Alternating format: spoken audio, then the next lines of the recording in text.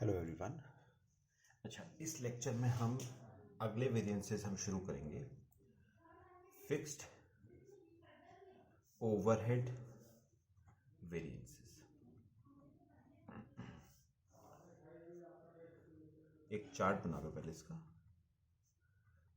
Cost variance ये आपका दो पार्ट्स में डिवाइडेड है। वॉल्यूम वेरिएंस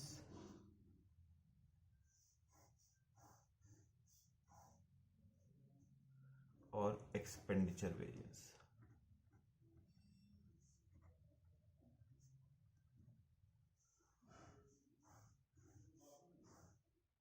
अच्छा, वॉल्यूम आपका दो पार्ट्स में डिवाइडेड है। फर्दर एफिशिएंसी वेरिएंस और कैपेसिटी वेरिएंस।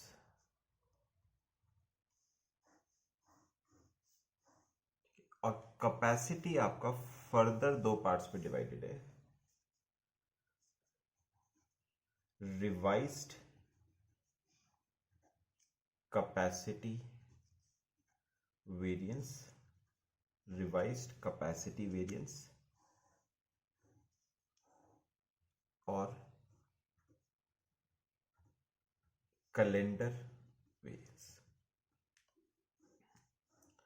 ठीक है। और ना चेक के फॉर्मूलेस तो आप इस चार्ट से पढ़ के अपने आप बना सकते हो। Cost variance will be equal to volume plus expenditure. Volume will be equal to efficiency plus capacity and capacity will be equal to revised capacity plus calendar variance. चलो अब मैं आपको ना इनके फॉर्मूलेस लिखवा देता हूं। सबसे पहले आता है cost variance. Formula standard overheads minus actual overheads. Second हमारा आता है volume variance.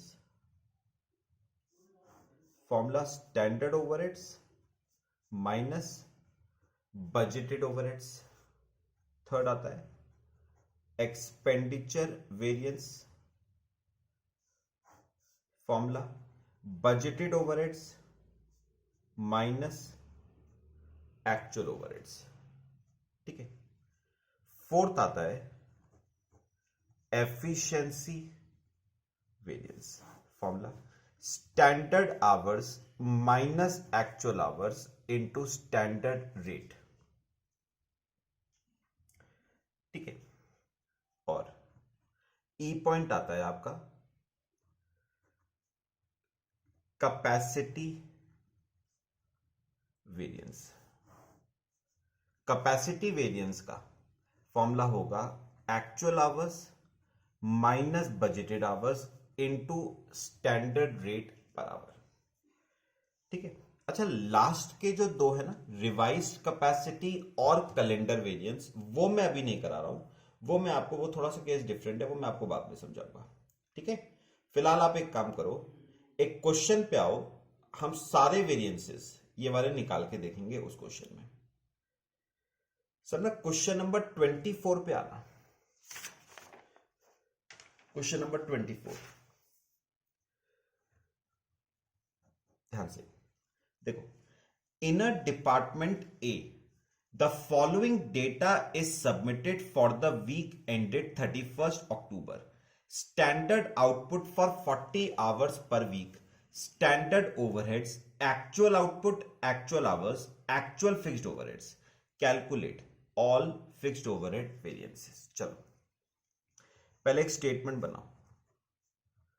Statement showing fixed overhead variances.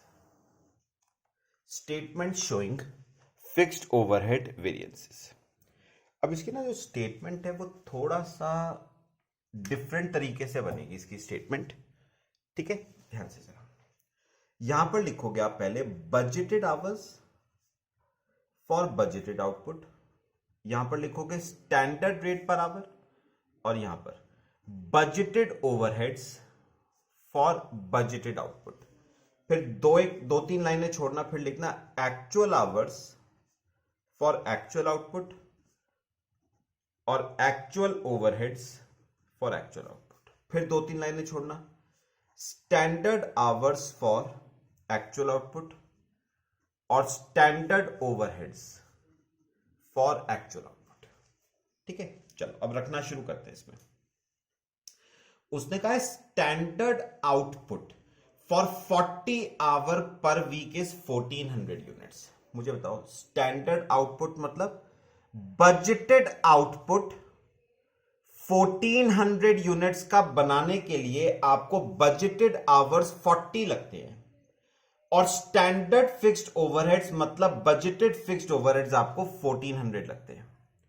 तो हम रेट निकालें तो 1400 divide by 40, 35 rupees per hour आ जाता है। फिर एक्चुअल आउटपुट आपने प्रोड्यूस किया 1200 यूनिट्स का, और एक्चुअल आवर्स लगे 32, और एक्चुअल ओवरहेड्स 1500। ठीक है, चलो अब बनाते थर्ड कॉलम। वैसे ही जैसे आप लेबर वेरिएंस में, वेरिएबल ओवरहेड वेरिएंस में थर्ड कॉलम बनाते थे, बिल्कुल वैसे ही बनाना है। सुनो कैसे। आपको चाहिए standard hours for actual output. मैंने क्या कहा था, standard hours for actual output निकालने से पहले क्या देखना है, standard hours for standard output. मुझे बताओ standard hours for standard output कितने हैं, 40। तो इसका मतलब 1400 यूनिट्स का आउटपुट बनाने के लिए अगर 40 आवर्स लगते हैं, तो एक्चुअल आउटपुट 1200 यूनिट्स का बनाने के लिए 40 ओवर 1400 इंटू 1200।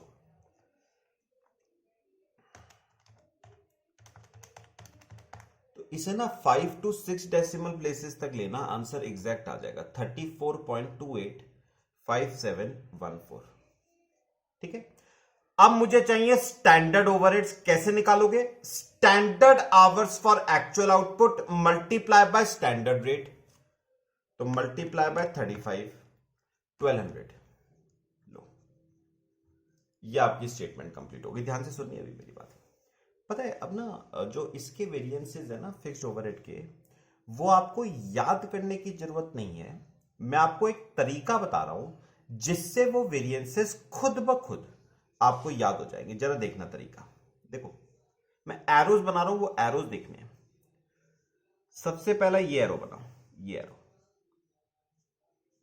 पता है ये एरो किस चीज का है, this is for this is for volume variance. ये एरो है वॉल्यूम वेरिएंस का। ठीक है, फॉर्मूला बना के बताऊं आपको। देखो देखो देखो फॉर्मूला कैसे बनेगा, यहां पर देखो। पता है ये एरो शुरू कहां से हो रहा है, ये एरो यहां से शुरू हो रहा है। ठीक है, और ये एरो खत्म यहां पर हो रहा है। एक बात याद रखना, जहां से ये एरो शुरू होगा ना, वो फॉर्मूले में पहले आएगा, और जहां पर ये एरो एंड होगा वो फॉर्मूले में बाद में आएगा, और बीच में आएगा दोनों के माइनस साइन। तो अब मुझे बताओ शुरू कहां से हो रहा है ये एरो, स्टैंडर्ड ओवरहेड से, तो ये पहले आएगा। खत्म कहां पर हो रहा है ये एरो, बजटेड ओवरहेड्स पे, तो बजटेड ओवरहेड्स बाद में आएगा, और दोनों के बीच में साइन आएगा माइनस का। यानी अगर मैं इसका फॉर्मूला बनाऊं, देखो अगर मैं वॉल्यूम वेरिएंस का फॉर्मूला बनाऊं, तो फॉर्मूला इसका क्या बनता है, standard overheads minus budgeted overheads. Standard overheads 1200, budgeted 1400, तो वेरिएंस 200 नेगेटिव आ रहा है, एडवर्स। ये हमारा पहला वेरिएंस हो गया। अच्छा ऐसे ही देखो एरो बनाएंगे, ये है दूसरा एरो, ये देखो ये है दूसरा एरो, ये है एक्सपेंडिचर वेरिएंस का एरो। बताओ अब ये एरो शुरू कहां से हो रहा है, यहां से, और खत्म कहां पर हो रहा है, यहां पर। तो जहां से शुरू हो रहा है वो आपका पहले आएगा, मतलब बजटेड ओवरहेड्स पहले आएगा, और जहां पर खत्म हो रहा है एक्चुअल ओवरहेड्स वो बाद में आएगा, और बीच में आएगा माइनस साइन।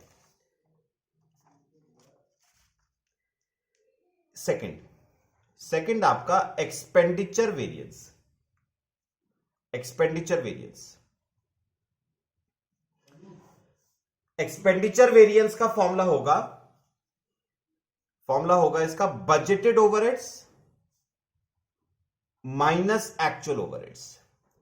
तो बजटेड ओवरहेड्स हो गए 1400, एक्चुअल ओवरहेड्स 1500, तो वेरिएंस 100 नेगेटिव यानी एडवर्स।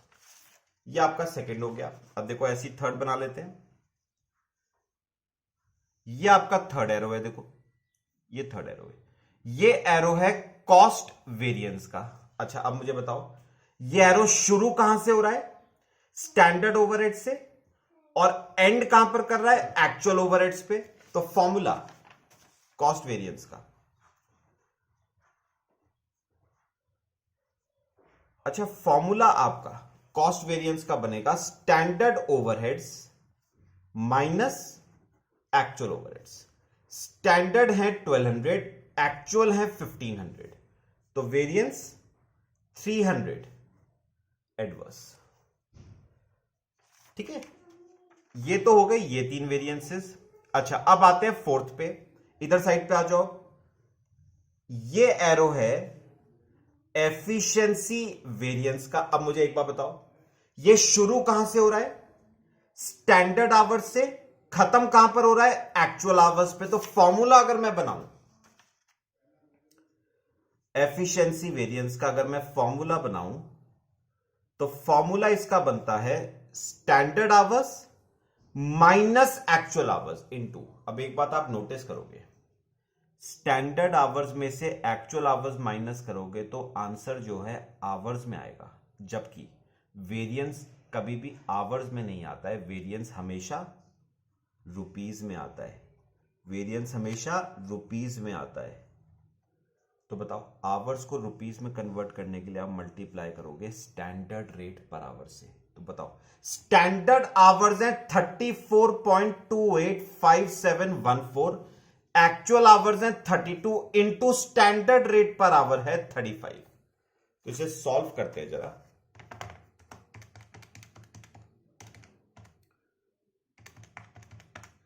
एट 80 ये आ गया आपका 80 पॉजिटिव आ रहा है तो फेवरेबल।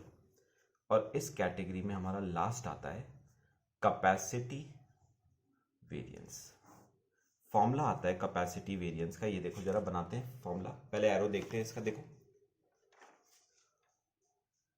अच्छा ये जो एरो है ना, ये वाला एरो, ये है कैपेसिटी वेरिएंस का एरो। शुरू कहां से हो रहा है?